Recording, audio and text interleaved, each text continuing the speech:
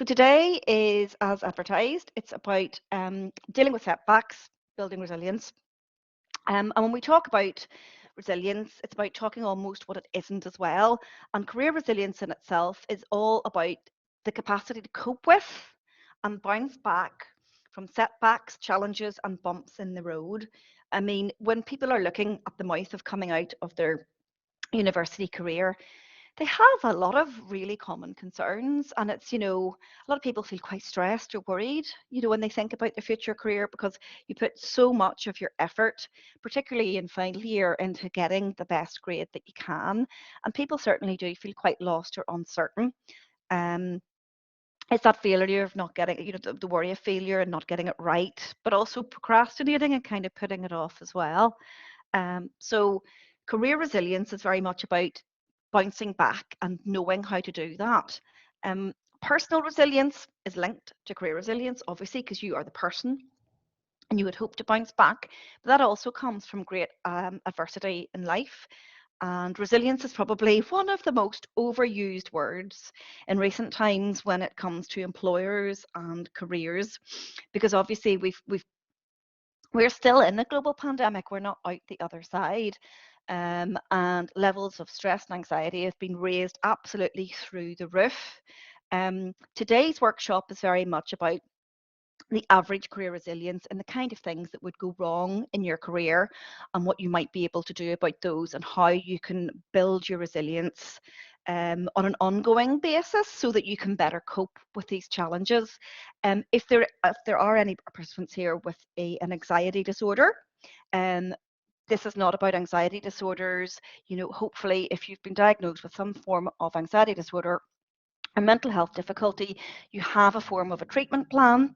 So, you may find, as I'll go on to straight away actually talk about levels of stress and coping skills. Anxiety obviously plays a part here. But this is about the average career resilience of somebody who could be going for placement if you're not graduated yet and getting setbacks, or if you've graduated and you're just not sure what to do next. And really, the first thing, guys, is about kind of identifying your own resilience level. So we have to look here at two components. So one of these is stress. If you just see the pointer here, so we've got that going from a low to a high state. And the other one is coping skills and how we cope. So think about it this way. You're bound to have days that range from a low to a high level of stress throughout your life. So we've all already had to develop coping skills to help us deal with stress, whether it's low or high. So when stress is low and coping skills are low, there's really not a lot happening. You might not experience much, or you may not even be engaged enough to notice that you're not using your coping skills to deal with a minor event. So at that point, you're kind of, as I'm pointing here, down in the calm area. So low coping skills, low stress, just chilling away there. Um, so calm, yellow. But if your level of stress increases, but your coping skills are on the low end, you will actually then at that point most likely experience a rise in anxiety and lose confidence. And that's a combination of unpleasant thoughts and feelings that you would definitely be aware of. And at that point up here, will be up in a level of anxiety. So low coping skills and high levels of stress lead everybody to have anxiety and unpleasant thoughts and feelings. On the other hand, when your level of stress is low, but your coping skills are fairly high and they're well honed, well then guys, you're in a situation where you've kind of got a sort of like a behavioral reserve, a safe place where you're feeling strong and you're ready to face even greater adversity. And that brings us up to the green level, strong here. So that's your high coping skills and low levels of stress. And you're kind of just ready to go. You're able to cope. The ultimate level of resilience, though, that we'd like you to be able to achieve after this session and following on, if you follow on from the worksheets that I send you, it's about developing coping skills that are effective, even in situations where stress and uncertainty are also very high. And that is our resilience here, level in blue. So high coping skills, high levels of stress, and you are well able to deal with that because you have been looking at your own different personal levels.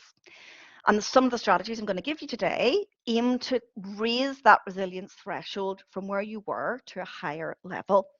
But first, obviously, it's about looking at your own kind of current state of resilience and where you think you are. What I'm going to ask everybody to do here is to take the pointer. So guys, I don't know if you've used Blackboard Collaborate recently, but if you look on your screen, if you look at the top of the screen on the left, there's a hand symbol. If you click on that, you're able to then hover, as you can see me, hover over this state. So what we have here is a visual representation of coping skills along the bottom and stress levels on the left. If you can't get that to work, use the drawing button instead. So if you look up above my slide here, you'll see there's a pen or a pencil where it says drawing. And if you click that, a little box opens and you're given, you're given a pen. And somebody has already gone in blue and put where they think they are at the moment. So I'm going to give everybody the opportunity to mark the spot where they feel they are at the moment around their state, the current state of resilience. So what's, where do you think your threshold is at the moment? And that could be even thinking of some of you, in your final year, how many times did you feel really overwhelmed or overcommitted by your academic workload? Also consider, and this is quite useful that a lot of people don't talk about, but in your life, are there people whose behavior actually increases your own stress level? So it's kind of, if you rate right now and think about where you think your skills lie. So if you guys all want to just mark the spot, you can choose your color. You can change the color from blue using the drop down menu. I can see 1, 2, 3, 4, 5 people working away here. So if you have any issues at all, just pop your question into the chat box if something's not working for you. I also don't stand in any kind of ceremony. If anyone wants to ask anything, you can click on my name and chat with me privately, or you can put it into the chat box for everyone else to see. So there, people are kind of marking where they think their coping skills are at the moment. What I'm going to do then, if I can remember how to do this, it's been a while. I'm going to clear this, and I'm going to, there we go. So we've cleared that, and I'm going to ask again then, and kind of think about this. So does your stress level depend on the day of the week? Does your stress level get higher as your week goes on? So considering where 1 on the left is low, and obviously we've got high on the right, consider yourself at the very beginning of your week. So usually we call that a Monday morning in your working week, but you could have different working patterns, or you could be doing community or group work or something. And I'm going to ask you to go back up to the little pencil mark again, choose your color, and think the very beginning of the week. Where do you reckon you are on this line? Is it slightly different to where you were when I said, how do you feel today? Because obviously today is Monday, but it's the afternoon and the sun is shining.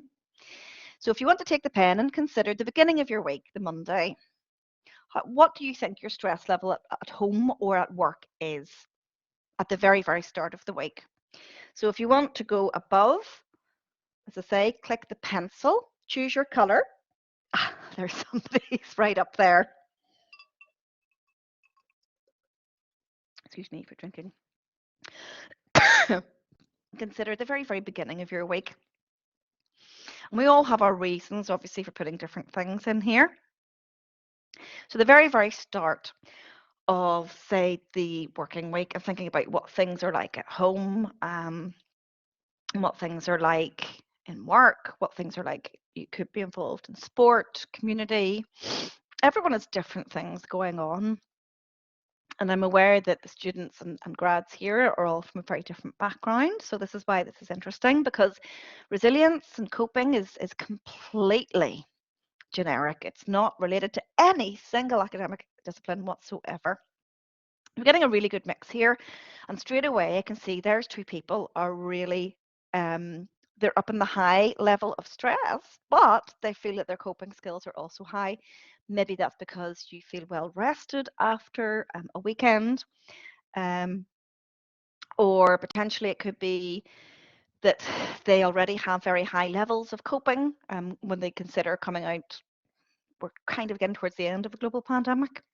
So think about the beginning of the week. And it's also that consideration that obviously on different days of the week, your stress levels are different. You know, you will find quite often that people's own stress levels depend on what's happening.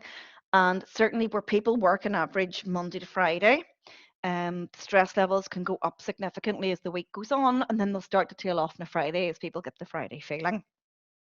But it's knowing that, and part of what we're going to look at today is about kind of understanding and knowing and being able, therefore, to kind of have contingency plans or plan ahead. So thank you for doing that. So when we talk about resilience, we talk about career resilience and that ability to cope and bounce back from adversity and challenges. And obviously, we've all had adversity and challenges through personal lives in the last couple of years. But career resilience are areas of, really wanting a job and not getting it, having your hopes really high for something and it not to turn out. It's also, if you have a job in the workplace, resilience levels are really required because things can go wrong on a day-to-day basis all the time. The thing is, though, nobody is born with resilience. It can be learned. And I would generally, when we talk about resilience, I use the metaphor of some kind of athletic event. If you've ever trained for running, hiking, cycling, any kind of high performance event, you know there are certain things you can do to put yourself in the best shape possible. So your resilience skills are absolutely something that you can identify. You can see as already where your threshold might be, what your coping skills are like, and you can improve your resilience skills with work and persistence. And what you'll find is we talked about, on your average week, as your stress levels might go up or down. This also, resilience is very much tied into that personal side of awareness, your self-awareness. So awareness of your emotions and how you feel and why you feel that way, awareness of other people's emotions, and it's called emotional intelligence, or EQ, as shorthand. And some of you may already, have talked about this in some of your other programs. It's also linked to self-improvement and things like that. So you're able to build your resilience, but that first step is kind of thinking about your EQ, your own EQ. And emotional intelligence is completely separate to academic intelligence. In fact, some of the people who are very, very, very academically gifted have a very low level of emotional awareness and self-awareness. Very, very different. And it's thinking, if you guys are coming out the other end of your degree, some of you may have been involved in group work. And it's considering, university group work it can be quite difficult for some people to do that because they're not very good at regulating their emotions and they're working with other people. Or in your part-time job, you may know people that are quite deemed as quite difficult to work with because they can't seem to regulate their negative emotions in particular. And it's kind of thinking, if you think of an example, we all probably have one where a lack of emotional intelligence for people that you're working with is an issue. It happens in university group work all the time. It happens in the workplace all the time. So the first thing is about being aware. I'm popping a link into the chat box here. And this is about how emotionally intelligent are you. This is something that I'm going to ask each of you to click on. I want you to scroll down, ignore the video, and there are 15 questions to answer. So the first one is, I can recognize my emotions as I experience them, and we range from not at all on the left to very often on the right. I want each of you to take a couple of minutes to answer these, and please leave that window open in the background when you've calculated your score. So emotional awareness and being aware of your emotions as they happen and being able to regulate them is really one of the main cornerstones in building your resilience. So this is where it's really helpful, guys, if we all take a really quick look at where we are. This Mind Tool site that I've put into the chat box is absolutely fantastic. Because, okay, you're self-assessing with 15 very quick fire questions, but when it calculates your total, it tells you how to improve it. It has a video on it, and it's something that everybody will find quite useful if they keep that website open in the background, and you can return to that anytime. I'm just going to put myself on mute just to check so that I'm not talking away in your ear as you're trying to fill this in. Hopefully everybody has been able to click on that.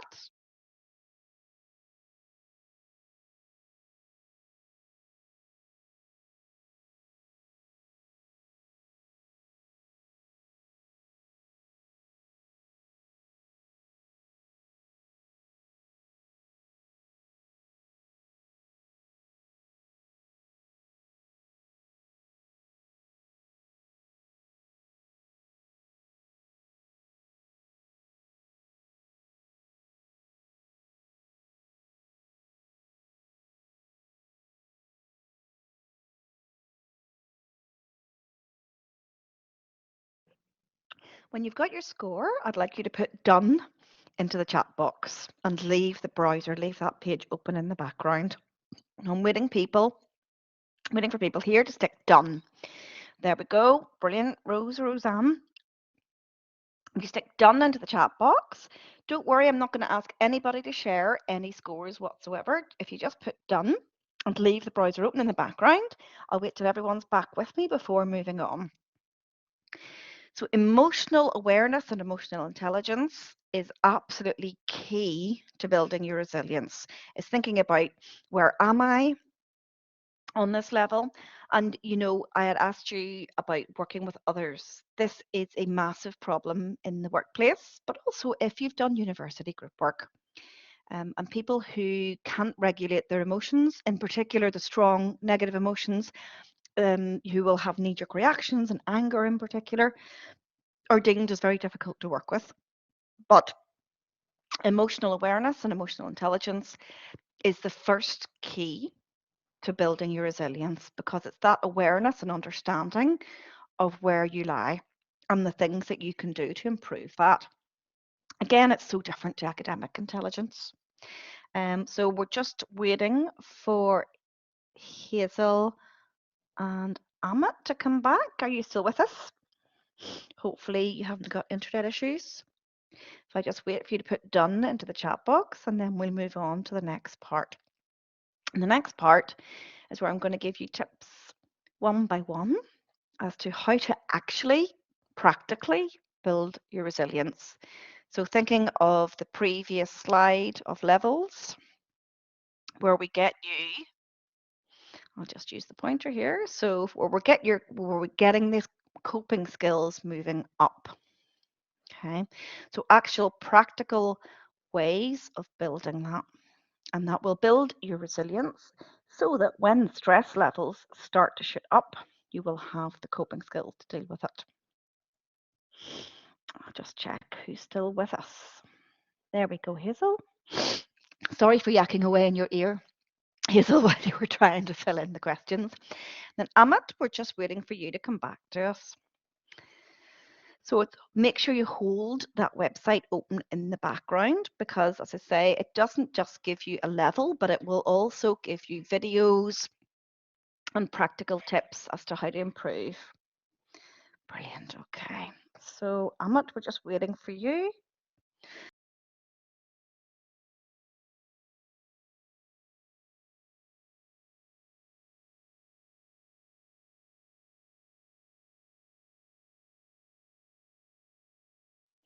Yeah, Mind Tools has lots and lots of different things in it, Hazel. It's not an Ulster University site itself, it's external. But we do have some more materials on resilience on our site that I can hang around at the end of the workshop, answer questions and give extra tips. And I'm going to email these slides along with a Word document to practice each of these things I'm about to go through with you. No problem at all. I'm going to just move on here then, guys, because I'm aware of time. I know that we started at 5 past, but I don't want to keep people on too late. So, first things first, building your resilience threshold. Okay, this might sound a bit mad, but bear with me here. The number one reason for people avoiding any type of ask is a fear of rejection. Nobody wants to ask for something and be told no. So, as a result, human nature is to avoid it altogether. Asking may involve getting help or gathering information or wanting something that we don't already have. Like many of you, I've been raised in a culture here, where asking is kind of seen either as a sign of weakness and lack of smarts, or actually as a sign of maybe being a bit difficult or high maintenance. So the combination of not practicing and ask from a young age, matched with the fear of rejection as we get older, results in most adults actually being poor askers, asking for something. My first challenge to you guys in your quest to raise your resilience threshold is actually to practice asking for things that you're not sure you'll receive. So, let's get started with small, irrelevant asks that might seem trivial. So, you could be in a large supermarket where they don't like help customers to pack their bags and ask someone, so ask, can you have someone to help you bag? Or you could go into any kind of shop and potentially ask for a discount that's not being lowered. So those kind of asks are small. They have a high chance of getting rejected for various reasons. But the point is, guys, that you get used to hearing no. And then when you do, you manage your own internal language. So instead of thinking about the negativity of the no, you can praise yourself for stretching your asking muscles and thinking of the next asking kind of opportunity. So the key here is both keeping your internal kind of self-talk, which we're going to focus on towards the end of this session. So your internal kind of self-talk positive while managing your verbalized response. Because then you could come back when they say no and say, well, I thought I'd ask anyway, or thanks for letting me know. It never, ever, ever hurts to ask. So you start on things that don't have very much meaning put on them, but you're not sure you'll receive. And when we look at the slide here, that's kind of the start of asking. If you could then build your confidence with kind of little day-to-day asks while you're out and about, you could progress to asking for things that you're less likely to receive. So that's moving up the resilience threshold in my slide here. This is interesting. So practice maybe, for example, asking a stranger if you could borrow their mobile phone to make a call. Or you could ask a friend to give you a lift at a time that's inconvenient to them. And that's about things that you're less likely to receive but have more meaning attached to them. And again, it's kind of watching your internal language. And so you want to keep it positive in your self-talk and hone in on your responses. And this is the thing, never apologize for asking. The purpose of the activity for asking for things is to get you to become more tolerant of rejection. So Nassim Taleb, who's a scholar and author of the book Black Swan, that was named by the Sunday Times as one of the most influential books since World War II. He quoted and said, avoiding mistakes makes big ones more severe. So on that, I would say, guys, once a month, potentially even ask for a bigger, more challenging, but maybe realistic ask at the top of our threshold here. So for example, whoever you live with, you could ask to take over more space or commandeer half a room in your house. You could ask for a raise in your job, your current job. I don't want you to risk your credibility in your career by asking for something outrageous, but stretching yourself in an area where you're actually likely to get rejected will help you to further your resilience level. Does that make sense to you guys? So asking, it's something that we don't do as adults because we fear rejection. So the help sheet that I'm going to send on with you along with the slides will give you some exercises and get you to practice this. Okay, so that's the first one to build your resilience.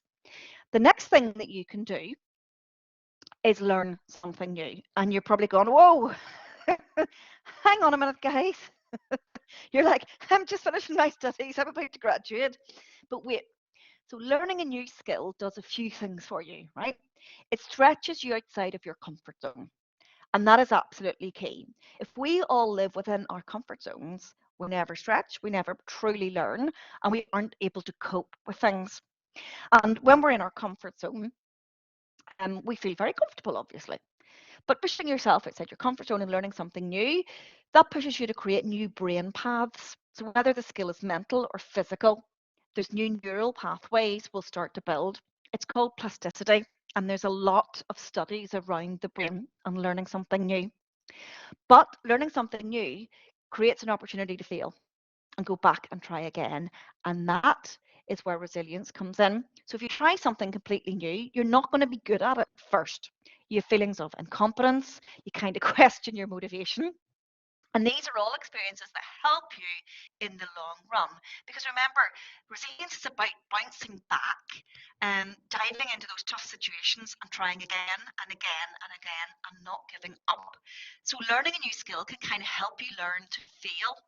Like skilled athletes um, will talk about this quite a bit. And a lot of sports psychologists are very good on how to build resilience, and they'll talk about failure a lot and the value of failing. You could give so many examples of very, very successful people all around the world in many different avenues. Sports famous for it, but other things as well, such as media, who have failed. Can anyone think of an example in the chat box? Anyone who's had lots and lots and lots of very noticeable failures? Sorry, my mouse has just stopped working, guys. Okay, so anyone who can think of anyone in particular? There's loads of examples of really famous people who had multiple failures. One of the really famous ones that a lot of sports psychologists like to use is Michael Jordan. Do you know the massive American basketball? Here's me saying baseball. Kathy can't even get the sport right. Yeah, Hazel Richard Branson. I don't know how many failed businesses he had. You'll also find this in a lot of entrepreneurs, very famous entrepreneurs. Have a lot of famous failures before they get to where they are. But a lot of these sports psychologists will use Michael Jordan, because he's got some great quotes on it. You can probably go find them on YouTube or something. Michael Jordan was very well known. He was asked about his secret formula for success. And he said, I've missed more than 9,000 shots in my career. I've lost almost 300 games. 26 times I've been trusted to take the game-winning shot, and I've missed. I have failed over and over and over and over. And that's why I succeeded. So I'm not saying, like, obviously we're not all Michael Jordan, but it's giving yourself those safe opportunities to practice something new and learn how to fail in the process and be okay with it and keep at it, because it does in the long run. Other famous people. Oh, sorry, something's happened there to my sound. I think someone's put the microphone on. Did someone want to say something? Oh, there we go. Yeah, Michael Jordan quotes. Does anyone have ideas? Walt Disney. Does anyone know Walt Disney was fired from his first job as a journalist in a newspaper? He was told he would never cut it. He wasn't imaginative enough. J.K. Rowling. Every Harry Potter script she sent off, hundreds and hundreds of publishers, were all knocked back. Anyway, lots and lots and lots of famous people. And that is a concept that I put actually here about fail forward. So Will Smith, very famous, he does lots of motivational quotes. Fail forward is something that was coined by him. I'm actually going to share this very, very short video on fail forward and what it means here. And it's about success. So bear with me, guys. I just have to share this. It will open in front of you. I'm going to need to put myself on mute as well, so that you can all not have any interference. So this is a very, very short video. Will Smith, fail forward.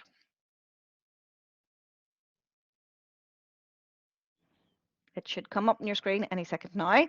And I'm going to ask you, here we go. So I'm going to put myself on mute. I'm going to put the volume up, and I'm going to ask you guys to put your volume up as well. Maybe some of you have already seen this. It's not a brand new video, but I like to use it because it perfectly encapsulates what failure and failing forward means and how that builds. That's where all the growth is.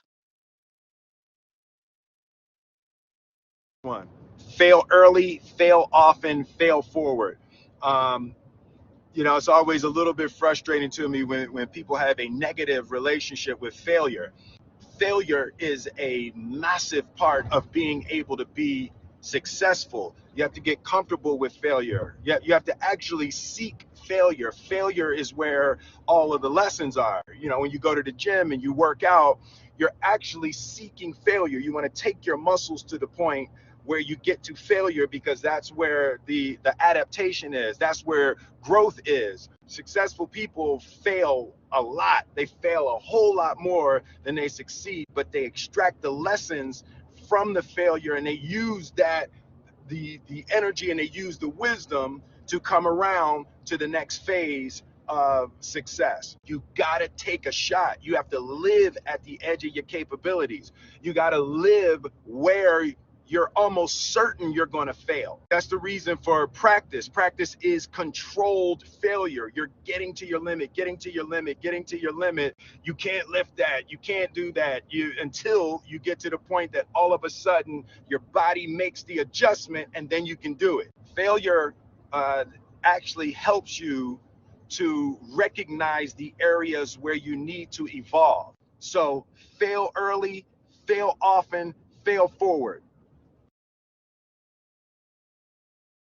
Okay, so regardless of what you actually, your personal opinions are of Will Smith, I like to use this because it uses the perfect example.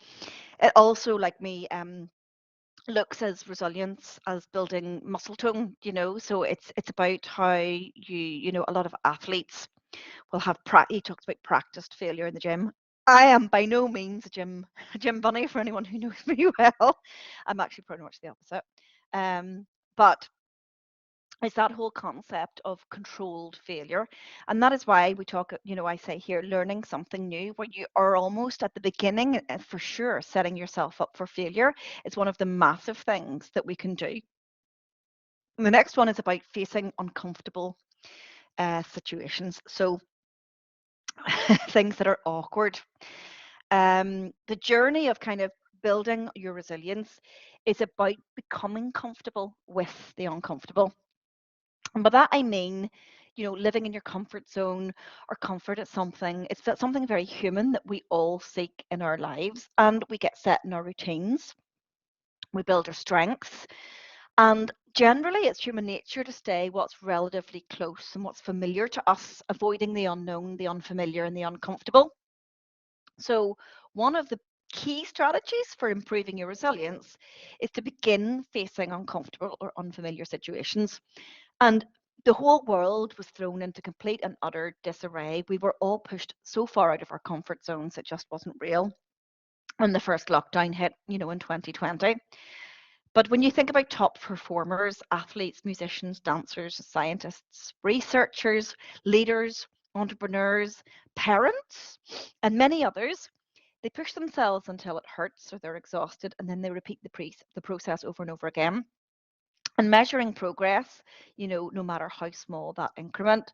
So for these individuals, it's not just a single moment that defines their accomplishments, but the whole journey, that cycle of kind of hard work, obstacles, challenges, things to overcome that really do stimulate the mind and the body. They awaken every single ounce of grit and determination that you have. And then the reward is a greater sense of self-confidence and learning. So one way, to get outside of your comfort zone is literally to expand it. Make it a goal to avoid running away from discomfort. So if you think about maybe meeting people in social settings, so we're all allowed out and about, the masks came off, and then suddenly some of us, me in particular, I put my hand up, forgot how to socialise when it wasn't on a screen. Apparently it's not acceptable to turn up at a friend's party in a pair of stretchy jogging bottoms and slippers in the bottom half and a nice top in, in the first half. So sorry about that. I just completely forgot how to dress. But if you start feeling in social settings a little bit panicked, when talking to someone that you've only just met, what I would say is acknowledge that and try to stay with it for a little longer than you normally would before you retreat back into your comfort zone. If you stay long enough, meet people that you haven't met before and start to build your social skills again, practice that often enough, it does become less uncomfortable. Is anyone, just checking everyone's there? Oh, sorry, my screen's doing something weird, guys. My apologies. The Zoom dress code. Yeah. It was all fancy in the top half, not so much in the bottom. Yeah, I'm actually in jogging bottoms right now, and I stop. I shouldn't admit that, but there you go. Um, but yeah, so it's expanding and making it a goal to expand your comfort zone. So, like the strategy of learning a new skill or facing rejection and a no when you ask for something. How do you manage your emotional response to push back or when something is very raw? Yeah, that is something that could be rooted in something that has happened to you previously personally.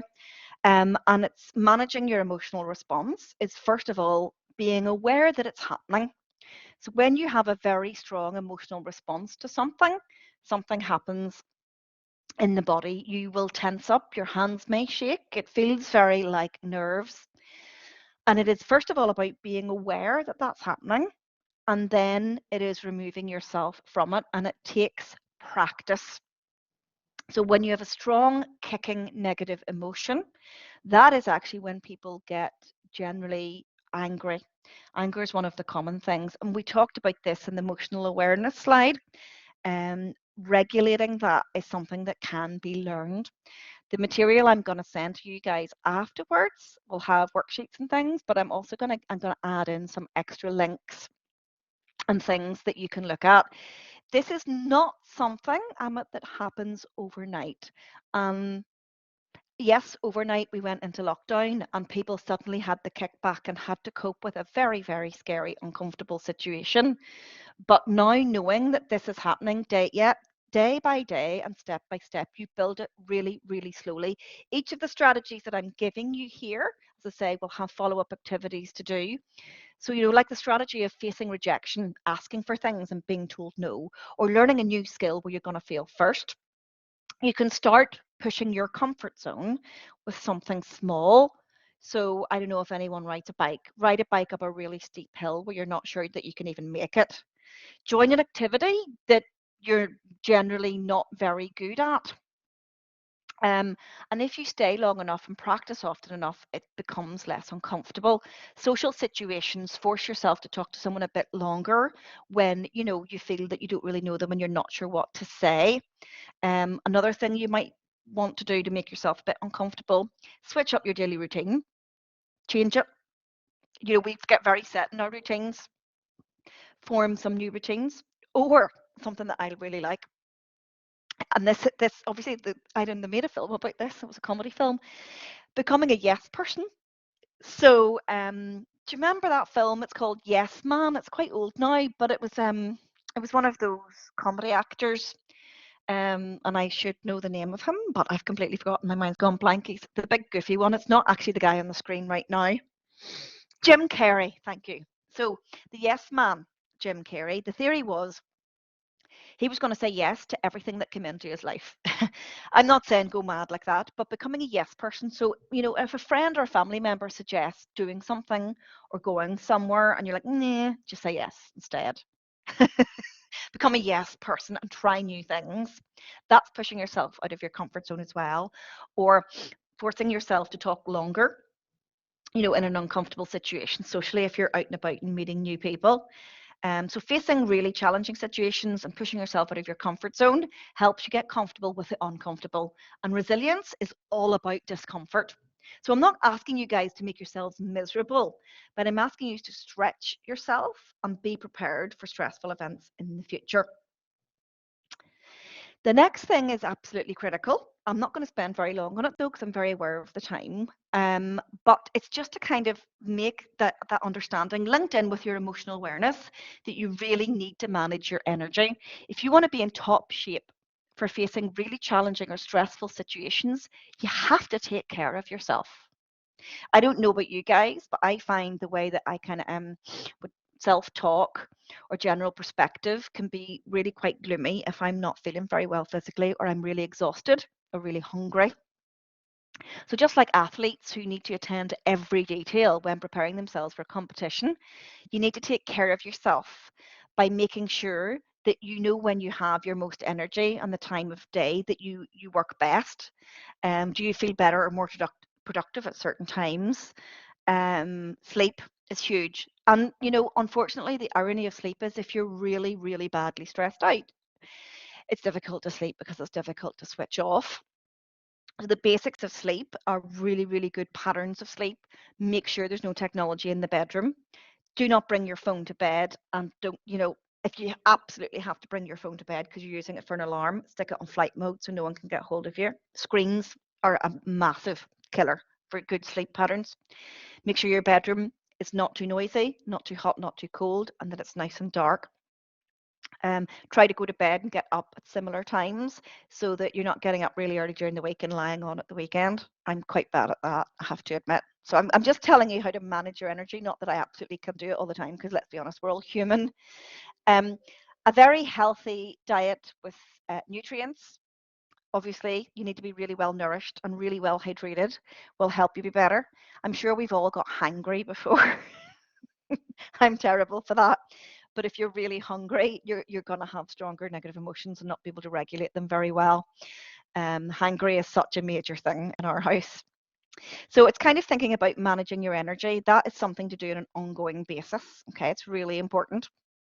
I'm not going to go into detail on this about mindset because I'm going to send you the follow-up slide. But just a quick note, I don't know, a lot of you may have heard of the fixed versus the growth mindset.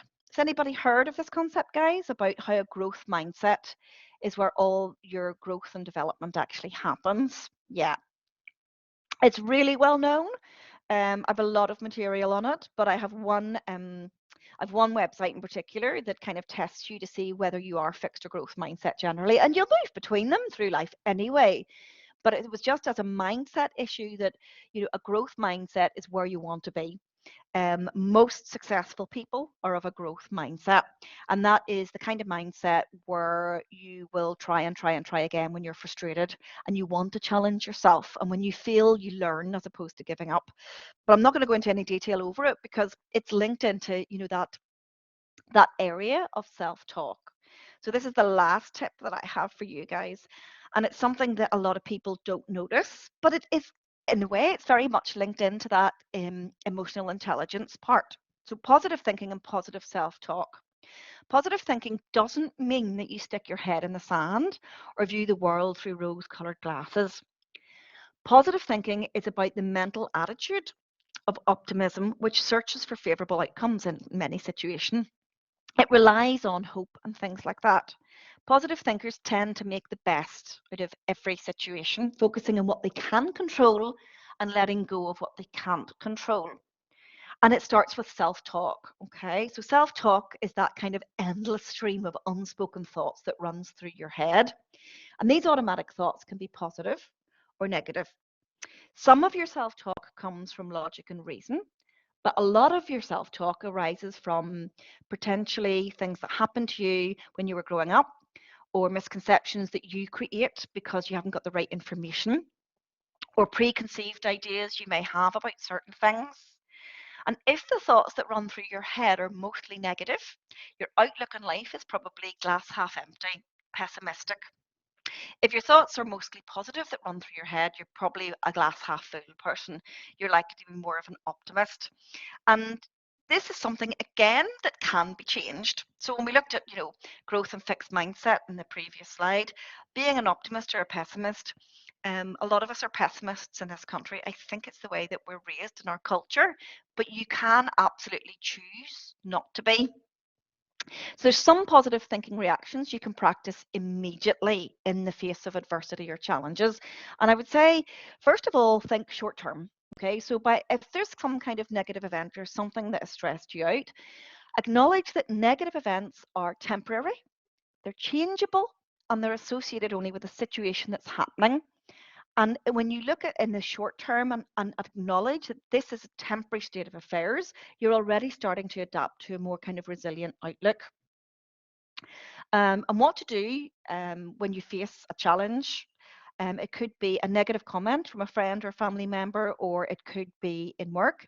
It's about thinking short term and keeping the perspective tight. So focus on the here and now without allowing yourself to believe that circumstance will extend into the longer term, and thinking and focusing only on you yourself and what you can do if you need to change the situation. So if you would be the type of person to constantly compare yourself to others and their circumstances and feel that everyone's doing better than you, that is going to in turn create much more of a negative cycle and negative feelings. It doesn't result in any productive outcome. So keeping a situation only local to you and thinking, wait, no, this is about me and what can I do about it really helps build your resilience. And then keeping the situation in perspective, ask yourself what the worst case outcome of whatever has happened. So dealing with a setback, the setback. What's the worst case outcome of this setback? Because it's pretty common for people to blow things out of proportion when something happens, when there's a big bump in the road. Depending on the severity of the setback, it's going to make things worse for you when you blow things out of proportion. So it's about keeping things in perspective and talking positive. So the words, guys, that you use in your self-talk, but also the words that you choose that come out of your mouth can influence your mindset. And again, I'm going to follow up with my slides and in a help sheet, but it's about paying attention to your internal language. So next time somebody says something horrible to you, um, replace certain words, okay? So if we look at this slide here, and this is just positive self-talk. There's loads and loads and loads of help out here on this, okay? So when we have a setback, replace the word failure with obstacle, okay? That's the first thing to do.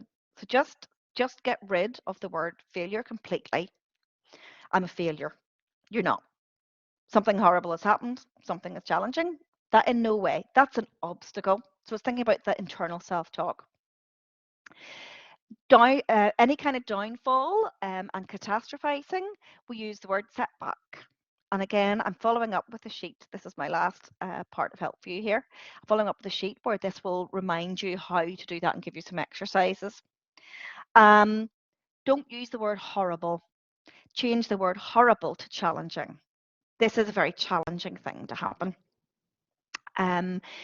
The word horrible has too many connotations attached to it. So when something specifically happens, it's about replacing some of the words that you use in your mind.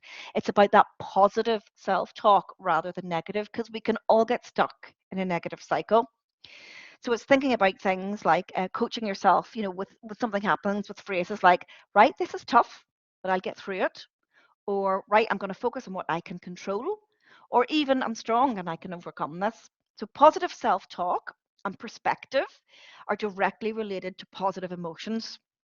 Some people prefer to write their language down, to replay it in their head, or to speak it out loud with friends and family. But it's about keeping things optimistic. The goal here, guys, is to train yourself to react with a positive perspective in any setbacks that you face. And the last thing, there's actually whole TED Talks on this, is the power of yet. And this is something that a teacher told me when I was young. I really struggled. I really, really struggled with maths, and it was coming up to GCSEs, and I was just like, I can't do this. I can't do this. I can't do this. I can't do this. And I was freaking out. And she said, actually, Kathy, you can't do this yet. And the power of yet, adding one little three letters in a word, adding that at the end of something. If you can't do something, you say yet. It actually turns something negative into something positive, and it shows that your mindset is more positive already. The power of yet. There's an entire, like, loads of TED Talks and motivational talks on it. The power of yet. So anytime you feel that you can't cope with something or you can't do something, the word can't, add the word yet on the end. And it's funny how it can change your mood as well. So the power of yet on the end of a sentence, if you can't something, you can't yet, means that it completely flips it on its head from being something negative to something positive, and that is associated then with positive emotions. So how you think influences how you feel. If you can learn bit by bit to substitute negative for positivity, it will make a massive difference.